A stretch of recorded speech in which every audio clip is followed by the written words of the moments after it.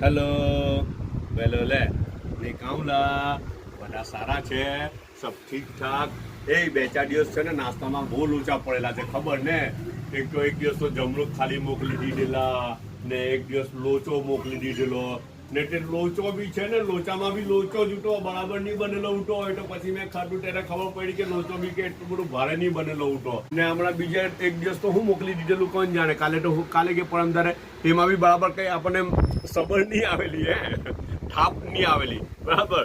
પણ એવું લાગે કે આજે કદાચ બરાબર થાપ આવે મને, એટલા માટે છે હું ખબર કે આજે છે ને આ પૌવા બનાવેલા છે, પપ્પુના હાથના પૌવા ને, એટલે તો ખાવાની બહુ જ મજા આવે ખબર. એનું ટેક્સચર ને એ બધું એટલું સારું આવે. જનરલી આપણે પૌવા બનાવે ને તો ડ્રાય થઈ જાય ખબર, અમુક પૌવા ડ્રાય થઈ જાય, પછી અમુકમાં આ જે આલુ આવે ને બટાકો કડક રહી જાય, તો તે બધું મજા નહીં આવે. જો આ બટાકાનું ટેક્સચર જો, આ સોફ્ટી બરાબર. અચ્છા પૌવા છે ને, પૌવા ડ્રાય થઈ જાય તો ડ્રાય પૌવા બી મજા નહીં આવે.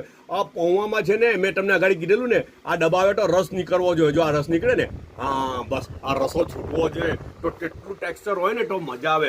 અંદર થોડા લેમન ડ્રોપ હોય ને થોડું સુગર હોય, એક પિંચ જેવું સુગર હોય ને પછી થોડી ખટ્ટી, થોડી મીઠી ને થોડી તીખી થઈ જાય ને પછી પૌવા ખાવજો, એટલા સારા લાગે હે ને. ચાયનો 1 કપ છે. ઓકે, બધા પોતાનો ખ્યાલ કરજો, પાછા મળું ઇન્શાલ્લાહ.